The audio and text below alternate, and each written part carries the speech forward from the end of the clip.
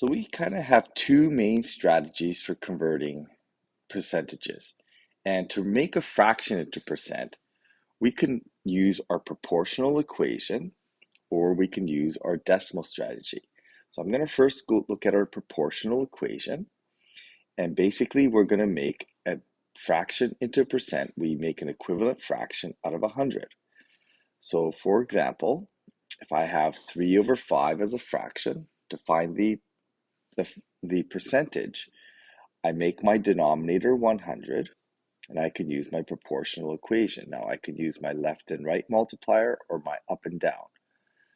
The up and down multiplier is our decimal percentage. So the multiplier that goes this way, 3 divided by 5 gives me 0.6. That 0.6 represents my decimal multiplier. And then I can use my decimal multiplier here. 100 times 0.6 gives me 60. So that's 60%. So I'll do the same thing for these ones. I'm going to take my calculator. So make sure you have your calculator. 1 divided by 5 on my calculator is going to give me 0.2. That represents my decimal percentage.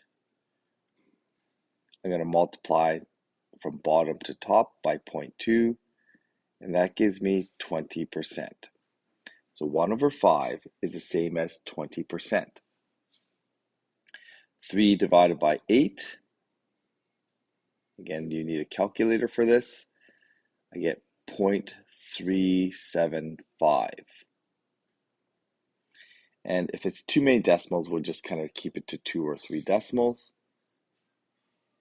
So here, we're going to multiply by 0.375, and again, using my calculator, 100 times 0.375 gives me 37.5%.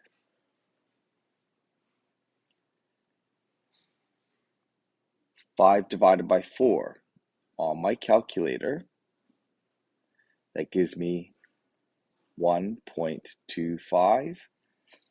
So then I use my calculator here, times 1.25.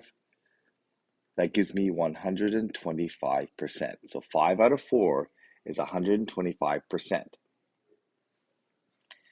Now you may have noticed that the